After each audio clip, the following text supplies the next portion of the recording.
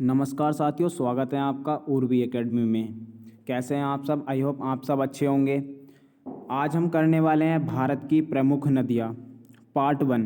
देखिए, आज के पार्ट में हमारी 10 नदियाँ ली गई हैं जो हम डीपली पढ़ने वाले हैं, उनके बारे में पूरी तरह से जानकारी लेने वाले हैं। ठीक है साथियों, तो शुरू करते हैं हम आज की क्लास। फर्स्टली, पहली नदी है आपकी गोमती नदी। तो गोमती नदी का जो उद्गम है उत्तर प्रदेश के पीलीभीत ज़िले से हुआ है। कहाँ से हुआ है दोस्तों? उत्तर प्रदेश के पीलीभीत ज़िले से हुआ है। उत्तर प्रदेश की राजधानी लखनऊ गुरुदेव इस नदी के किनारे बसा हुआ है। देखिए, ये जो आपकी गोमती नदी है पीलीभीत से होकर के कहाँ को निकलती है? लखनऊ। इसके बाद यह है गाजीपुर पहुँच के गंगा नदी में मिल जाती है। ठीक है साथियों, इसके लिए आप अपने नोट्स बना सकते हो इसी तरह से। ठीक है, तो एक अपने पेपर और पेन ले लीजिए और लिखना स्टार्ट कर दीजिए। आगे चलते हैं।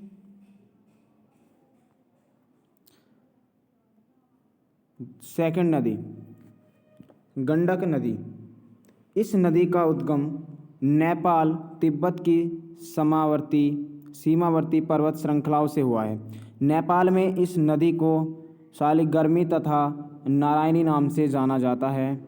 उत्तर प्रदेश तथा बिहार की सीमा में रहते हुए यह नदी पटना के पास गंगा नदी में मिलती है। गंडक नदी की लंबाई लगभग 425 किलोमीटर है। देखिए, इसमें ये जो गंडक नदी है तो इसमें क्या करते हैं, आपके जो लकड़ी के जो गट्ठे होते हैं उससे उनको क्या करते हैं, इसकी धारा में छोड़ देते हैं और उसके सहारे से नीचे लाते हैं, जो वहाँ से लकड़ी के गट्ठे होते हैं। ठीक है साथियों, तो इसका उद्गम स्थल कहाँ है? नेपाल के तिब्बत। ठीक है, चलते हैं अगली नदी पर। नदी कौन सी दे रखी है? कोसी नदी। कोसी नदी का उद्गम प्रारंभिक रूप से 7 धाराओं से हुआ जो नेपाल हिमालय तथा कंचनजंगा पर्वत से निकली है। इन धाराओं में सबसे बड़ी धारा का नाम अरुणा है, जो माउंट एवरेस्ट के पास से निकलती है। बिहार के मैदानी भागों में बहते हुए यह नदी भागलपुर जिले में गंगा नदी में मिल जाती है। कोसी नदी की लंबाई लगभग 750 किलोमीटर है। कितनी है इसकी लंबाई साथियों? लगभग 750 किलोमीटर इसकी लंबाई है। ठीक है, और ये क्या होता है, यह नदी आपकी भागलपुर ज़िले में गंगा नदी में मिल जाती है। कौन से ज़िले में आके मिलती है? भागलपुर ज़िले में। ठीक है साथियों, चलते हैं आगे। यह प्रतिवर्ष बिहार में जन जन की अपार क्षति आती पहुँचाती है। देखिए क्या होता है, ये जो आपकी कोसी नदी है ये बिहार में जाके इसको बिहार का शोक भी कहा जाता है। क्या कहा जाता है? बिहार का शोक भी कहा जाता है। तो आपका प्रश्न किस प्रकार से आता है कि कोसी नदी कहाँ से, कोसी नदी का उद्गम कहाँ से है, या आपका पता कर लेता है कोसी नदी की लंबाई कितनी है, लंबाई पता कर लेता है। ठीक है साथी, और क्या पता कर लेता है कि बिहार का शोक किसे कहा जाता है। बिहार का शोक किसे कहा जाता है?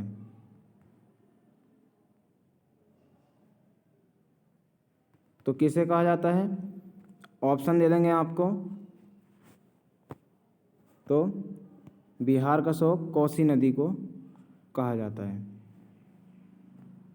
आगे चलते हैं। चौथी नदी दे रखी है दामोदर नदी। इस नदी का उद्गम छोटा नागरपुर के पठार में स्थित पलामू पहाड़ी से हुआ है। यह झारखंड से बहती हुई पश्चिम बंगाल में प्रवेश करती है तथा हुगली नदी में मिल जाती है। देखिए क्या होता है, इसका जो उद्गम स्थल है वो कहाँ है, छोटा नागरपुर में। ठीक है, पलामू पहाड़ी से, कहाँ पर स्थित है, पलामू पहाड़ी में। यह झारखंड से बहती हुई पश्चिम बंगाल में प्रवेश करती है तथा कौन सी नदी में आके मिलती है, हुगली नदी में। ठीक है, दामोदर नदी द्वारा पश्चिम बंगाल में बाढ़ से भारी तबाही लाती है। क्या होता है, दामोदर नदी द्वारा पश्चिम बंगाल में यह क्या करते हैं, बाढ़ भी लाती है, भारी तबाही मचा देती है वहाँ पर। इसलिए पश्चिम बंगाल का शोक नदी कहा जाता है। दामोदर नदी को क्या कहा जाता है, पश्चिम बंगाल का शोक कहा जाता है, क्योंकि वहाँ पर प्रलय मचा देती है ये, वहाँ पर सब तहस नहस हो जाता है, इसलिए बंगाल का शोक कहते हैं इसे वहाँ पर। आगे दिया है, इस नदी पर दामोदर नदी घाटी परियोजना संचालित है। कौन सी, दामोदर नदी घाटी परियोजना। कौन सी योजना साथियों, घाटी परियोजना संचालित है, जो अमेरिका की टेंसन नदी घाटी परियोजना पर आधारित है। चलते हैं आगे। आगे कौन सी नदी दे रखी है, देखिए 5, यमुना नदी। यमुना नदी के बारे में जानेंगे तो क्या दे रखा है, यमुना नदी गंगा नदी की प्रमुख सहायक नदी है। क्या है साथियों, यमुना नदी गंगा नदी की प्रमुख सहायक नदी है। इस नदी का उद्गम उत्तराखंड के यमुनोत्री नामक स्थान से हुआ है। यमुना नदी के किनारे दिल्ली, मथुरा तथा आगरा जैसे बड़े बड़े शहर भी बसे हुए हैं। ये लगभग आपके 1375 किलोमीटर का सफ़र तय करके इलाहाबाद के निकट प्रयाग में गंगा नदी में मिलती है। आके कहाँ मिलती है साथियों, इलाहाबाद में आके ये गंगा नदी में मिल जाती है। गंगा नदी की प्रमुख सहायक नदी, किसकी सहायक नदी साथियों, ये गंगा नदी की प्रमुख सहायक नदी में टोंस, चंबल, बेतवा, कैन तथा काली सिंधु आदि शामिल हैं। कौन कौन सी नदी हैं, टोंस, चंबल, वेतवा, कैन, काली सिंधु आदि भी शामिल हैं। यमुना नदी को भारत की सबसे प्रसिद्ध नदी माना जाता है। क्या साथियों, भारत की सबसे प्रसिद्ध नदी माना जाता है। चलते हैं आगे। चंबल नदी, आगे क्या दे रखा है, चंबल नदी। चंबल नदी मध्य प्रदेश के इंदौर जिले में स्थित है। कहाँ है साथियों, चंबल जिले के, चंबल नदी मध्य प्रदेश के इंदौर जिले में। कहाँ है, इंदौर जिले में। चंबल नदी मध्य प्रदेश के इंदौर जिले में स्थित है। महू के निकट जानापाव पहाड़ी से निकली है। कहाँ से निकली है, महू के निकट जानापाव पहाड़ी से। यह नदी मध्य प्रदेश, राजस्थान होते हुए उत्तर प्रदेश के इटावा जिले में यमुना नदी में मिलती है। कहाँ मिलती है, इटावा जिले में आके मिल जाती है। उत्तर प्रदेश के कौन सी नदी में, यमुना नदी में आके मिलती है। चंबल नदी की लंबाई लगभग आपकी 950 किलोमीटर है। यह नदी विहड़ों तथा गड्ढों का निर्माण करती है। तो क्वेश्चन किस तरह से बनेंगे आपके, क्वेश्चन यहाँ बन जाएगा, देखिए चंबल नदी कहाँ स्थित है। ठीक है, चंबल नदी कहाँ पर स्थित है, ऑप्शन दे देगा आपको, राज्य के या किसी आपके मध्य प्रदेश के जिले के। ठीक है, और कहाँ पर आके मिलती है, चंबल नदी कहाँ पर आके मिलती है, कौन सी नदी से मिलती है, इस तरह से क्वेश्चन मिल जाएंगे। ठीक, चलते हैं आगे। 7, घाघरा नदी। इस नदी का उद्गम कहाँ है, इस नदी का उद्गम मापचांगू ग्लेशियर से हुआ है। कहाँ से हुआ है, घाघरा नदी का उद्गम मापचांचुंग ग्लेशियर से हुआ है। भारत के पठार पर स्थित है। कहाँ पर स्थित है, भारत के पठार पर स्थित है। यह नेपाल के मध्य से, यानी कि नेपाल के मध्य बीच से बहती है। हिमालय तथा शिवालिक श्रेणियों को पार करते समय यह राशिपड़ी नामक स्थान पर गहरी संकीर्ण घाटी का निर्माण करती है। किसका साथियों? राशिपड़ी नामक स्थान पर गहरी संकीर्ण घाटी का निर्माण करती है। घाघरा नदी बिहार में छपरा के पास गंगा नदी में मिलती है। कहाँ आकर मिल जाती है साथियों? बिहार में आकर मिल जाती है। किस में आके मिलती है? गंगा नदी में। घाघरा नदी कहाँ आके मिलती है? बिहार में आके मिलती है। कौन सी नदी में? गंगा नदी में आके मिलती है। घाघरा नदी की लंबाई आपकी 1200 किलोमीटर है। कितनी है साथी? 1200 किलोमीटर। तो इसमें क्वेश्चन किस प्रकार से बनेंगे आपके? घाघरा नदी का उद्गम स्थल कहाँ से हुआ है? तो आंसर में ये आ जाएगा आपका, ठीक है। और ये कहाँ से बहती है? घाघरा नदी कहाँ से होकर बहती है? तो क्या आ जाएगा? नेपाल के मध्य से, ठीक है। और यह किस नदी के साथ जाके मिलती है और कौन से स्थान पर मिलती है? इस तरह के आपके इसमें प्रश्न बन जाएंगे। चलते हैं अगली नदी के 8, सतलुज नदी। सतलुज नदी का उद्गम तिब्बत स्थित मानसरोवर झील के निकट राक्षस ताल से हुई है। कहाँ से हुआ है साथियों? सतलुज नदी का उद्गम तिब्बत स्थित मानसरोवर झील के निकट राक्षस ताल से हुआ है। यह नदी अपने उद्गम स्थल से 1500 किलोमीटर दूर तय करके पाकिस्तान में चिनाब नदी में मिल जाती है। कहाँ जाके मिलती है साथियों? ये पाकिस्तान के चिनाब नदी में जाके मिलती है।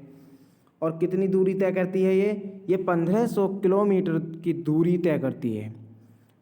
भारत में सतलुज नदी की लंबाई 1050 किलोमीटर है। इस पर एक बांध है।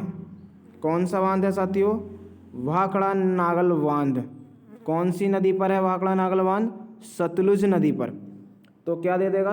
भाखड़ा नागल बांध आपका कौन सी नदी पर है? तो क्या बताएंगे? ऑप्शन दे देगा आपको, नदियों के नाम दे देगा, सतलुज नदी पर। और दूसरा क्वेश्चन किस प्रकार से बनेगा? दूसरा क्वेश्चन बनेगा आपका, भारत में सतलुज नदी की लंबाई कितनी है भारत के अंदर? तो भारत के अंदर कितनी आ जाएगी? 1050। और इसका उद्गम स्थल कहाँ दे देगा? तो बताएंगे तिब्बत स्थित। कहाँ पर स्थित है? तिब्बत में। और कौन सी झील के निकट है? मानसरोवर झील के। चलते हैं आगे। 9, गंगा नदी। कौन सी नदी साथियों? गंगा नदी। तो गंगा नदी के बारे में पढ़ेंगे।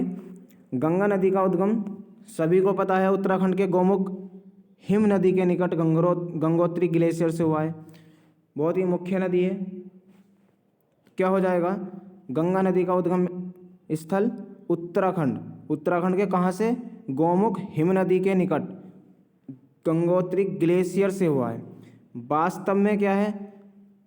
अलकनंदा तथा भागीरथी के देवप्रयाग में मिलने पर, तो जो गंगा नदी है उसका नाम कहाँ से लिया जाता है? देवप्रयाग से। कहाँ से लिया जाता है साथियों? देवप्रयाग के बाद यहाँ के मिलती हैं कौन कौन सी नदियाँ आपकी? अलकनंदा और दूसरी भागीरथी के मिलने के बाद ये कौन सी नदी बन जाती है? देवप्रयाग के बाद ये बन जाती है आपकी गंगा नदी। क्या कहलाती है साथियों? गंगा नदी। इसके बाद ये इलाहाबाद के निकट आकर ये दोनों ये मिल जाती है गंगा नदी से, सॉरी यमुना नदी में मिलती है। गंगा नदी कहाँ मिलती है आके? यमुना नदी में, जिससे कि ये आपका इलाहाबाद में क्या होता है? संगम कहा जाता है या प्रयाग कहा जाता है। इसलिए इलाहाबाद का नाम देव प्रयाग हुआ। गंगा नदी दक्षिण पूर्व की ओर बहते हुए बांग्लादेश में प्रवेश करती है।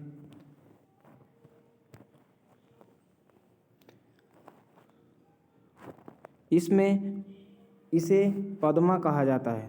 कहाँ? बांग्लादेश में प्रवेश करती है और इसे क्या कहा जाता है? पद्मा कहा जाता है। इस नदी को क्या कहा जाता है? पद्मा भी कहा जाता है।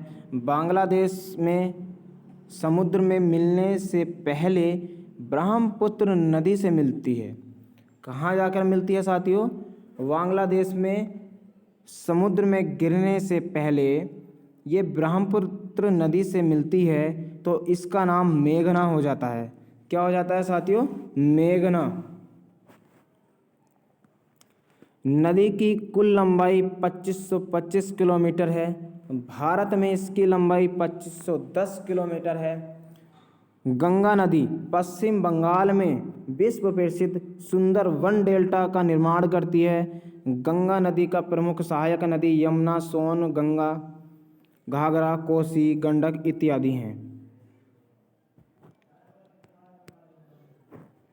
आगे दे रखा है आपका